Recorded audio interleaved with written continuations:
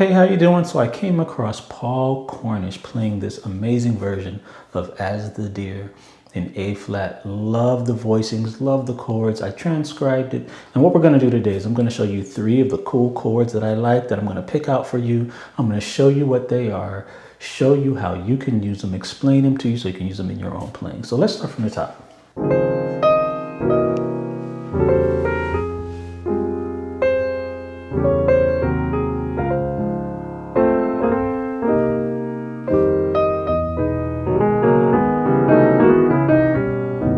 Oh my goodness, he's already, he's cooking, man. He's cooking on this song. But this is the first, I want you to listen to the first thing I wanted to show you. It's called the major 7 sharp 5. That part there. So that's a major 7 sharp 5. And where do we get that voicing from? Well, I'm going to take it to the key of C. And what you do is you want to play a C major 7, C, E, G, and B. And it's called a major 7 sharp 5 because we take the 5th note and we raise it a half step. So go ahead and play that chord. And I want you to take the E, second note from the bottom, and raise it up an octave. Now this is a major 7 sharp 5. The way that Paul uses it, you can hear that he has an advanced harmonic background, a jazz background. If you're listening to this and you have more of a gospel background or you're wanting to work up to that level, I'm going to suggest you use it in a different way, and then you could build yourself up to that.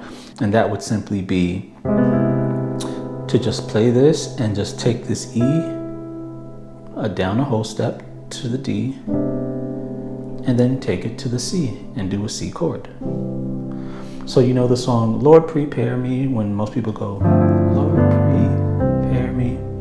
You can use a major 7 sharp 5 as a replacement for that, and I would start off like that.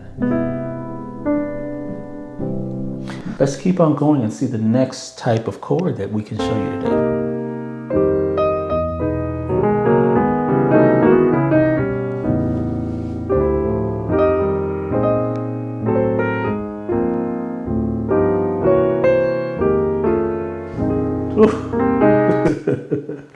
Oh man, did you notice how he totally reharmonized that thing? He just totally flipped it when he went, you alone are my heart. So let's listen to that part there, what he does with those chords. Oh wow. So what's happening there is we have a series of 9 sus4 chords. So it's going to sound like this. You alone. Okay, those are the chords. You see, they're all 9 sus4 chords. And then he keeps on going.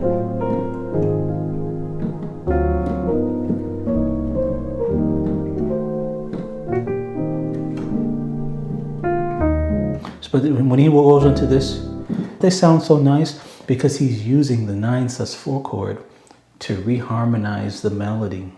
The 9 sus4 chord, I'm going to do a D, G, C, E, and A. Before you get up to Paul's level, I would recommend you practice this simply at first. And the way that we went over this chord in a video on my channel, I believe, I don't remember the name of the video, it was a gospel move that I said every musician should know. And the way gospel musicians tend to use this chord is to go to a flat 9. See? And this is the way that I taught it on my channel.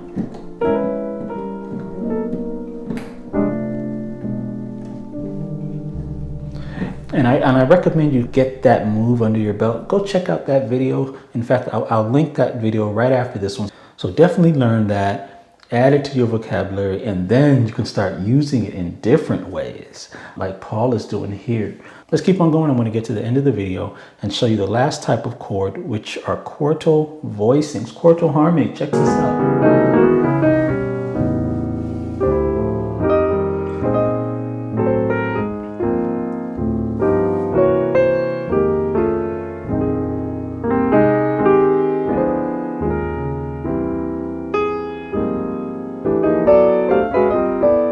Oh my goodness, that move at the end there.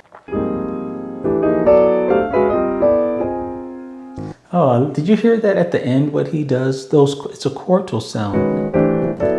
These are great chords to use. And look at this chord here. Why do I call it a quartal voicing? It's really has many names, but let me explain why I call it a quartal voicing, because it's a bunch of perfect fourths stacked. So if I count from starting from E and you count 4, 1, 2, 3, 4, 1, 2, 3, 4, 1, 2, 3, 4, see, 1, 2, 3, 4, right? It's like a minor 7 chord. But I like using it, and I find that gospel musicians like to use this as a 6-9 chord. Okay, it can actually be an F13 chord as well if I have an F at the bottom. So really, this chord has many uses, but I tend to call it a quartal chord. It has a really open sound, and a lot of gospel musicians and jazz musicians will use this to harmonize a melody, just like we heard with the 9 sus4. And let me also, in order to build your confidence and to make you more comfortable with quartal voicings, let me give you a suggestion on how you could practice this to really get comfortable. So basically, just pick any note. Just pick a 3-note phrase, like something like that, right? And with each of those notes, you want to find a quartal voicing on each note. But let's not do it for the E flat, because we're going to end in E flat. So we're going to have a regular E flat chord there. But I want a quartal here, and I want a quartal chord here. Well, how would I find those notes? Well, count down 4. 1, 2, 3, 4. 1, 2, 3, 4. 1, 2, 3, 4, and stop. I only use 4 notes generally. Then do the same thing for the F. 1, 2, 3, 4. 1, 2, 3, 4. 1, 2, 3, 4. So listen to how this sounds. See? And so it's a really cool method. And by the way, if you were to use the sharp 5, the major 7 sharp 5, I told you from the beginning, then you have another way to play this. So now we see all these different ways you can use to improvise, embellish your songs, make them sound good. And let's do this. Let's go back to the key of C, and let's try to do the same song in the key of C. So that way it makes it easy for everybody to pick up. And let's actually try to integrate all these voicings into As the Deer, show you a simple way that you could use some of these chords, the major 7 sharp 5, the 9 sus4, and one of the quartal voicings. Let's find out what we can do with this. So what's the song again? So As the Deer.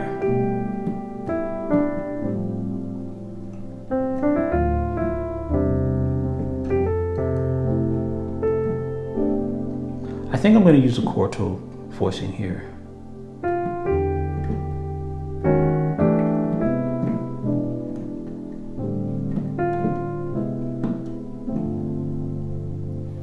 Then You Alone. So notice what I did here. So let's talk about each one of those real quick. So as the deer panted for the water, so my soul longeth after thee. Then I had the quartal voicing.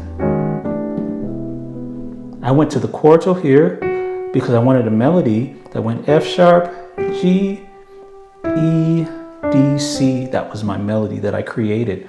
So when those of you wanting to know, where do you come up with passing chords? They come up with melodies.